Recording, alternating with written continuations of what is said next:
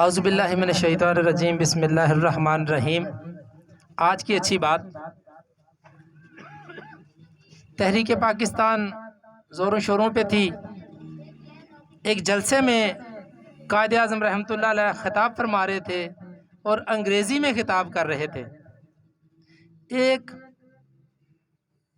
خوانچہ فروش، ایک ٹافیاں بیچنے والا شخص وہاں پہ بڑے غور سے، بڑے نہماک سے قائد اعظم کی تقریر سن رہا تھا۔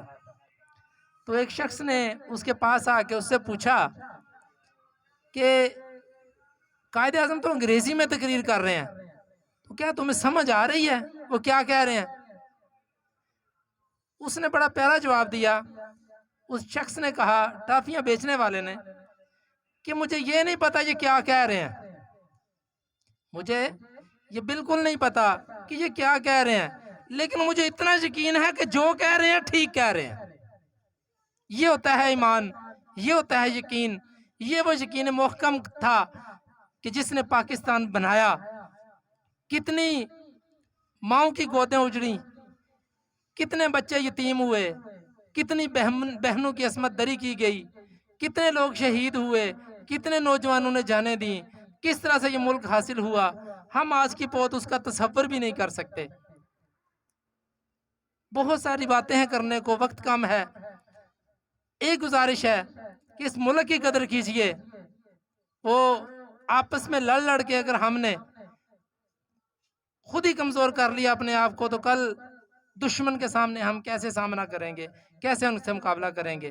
جیسے کسی شاعر نے کہا تھا کہ بہالو خون سڑکوں پر مگر تم اتنا تو سوچو، بہالو خون سڑکوں پر مگر تم اتنا تو سوچو، وطن جب خون مانگے گا تمہارے پاس کیا ہوگا؟ میری دو گزارشات ہیں، اس ملک کی قدر کیجئے، اس دیش کی قدر کیجئے، اور جو بھی دشمن عناصر ہیں ان کا کلا کامہ کیجئے۔ کیوں کہ ہر فرد ہے ملت کے مقدر کا ستارہ۔ آپ کا ووٹ، آپ کی آواز، آپ کی بات بہت وزن رکھتی ہے۔ کوشش کیجئے، سعی کیجئے کہ یہ ملک صحیح ٹریک پر ٹھیک طریقے سے چلے اور دنیا کے مقابلے میں ایک اچھا چمکتا دمکتا ملک بن کر ابھرے۔ اور دوسری میری ایک گزارش وہ یہ کہ 75 سال ہو گئے پاکستان بنے، 75 سال ہو گئے پاکستان بنے۔ پاکستان بنتے جن لوگوں نے دیکھا ہے، آج یقیناً وہ 85 سے 90 سال یا اس سے اوپر کے ہیں۔ آپ میرے ساتھ اتفاق کرتے ہیں کہ 10 سال کے بچے کو ہی پتا ہوتا ہے کہ کیا ہو رہا ہے، کچھ یاد میں رہ جاتا ہے، میموریز میں اس کے۔ تو وہ جو پاکستان بنتے جنہوں نے دیکھا، ان کی عمریں یقیناً 85 سے 90 یا اس سے اوپر کی ہیں۔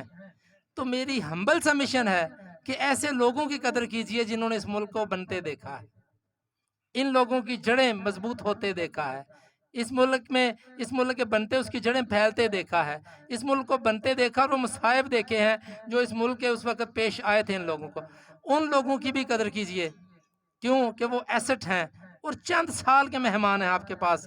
جیسے طبعی زندگی ہے، وہ اپنی زندگی کے آخری مراحل میں ہیں۔ اگر آپ کے والد صاحب، اگر آپ کے دادا، اگر آپ کا کوئی بزرگ، کوئی رشتہ دار، کوئی محلے دار ایسا ہے جس نے پاکستان بنتے دیکھا ہے، تو اس 14 اگست کے حوالے سے میرا یہ پیغام ہے کہ ان لوگوں کی قدر کیجئے جنہوں نے ملک بنتے دیکھا۔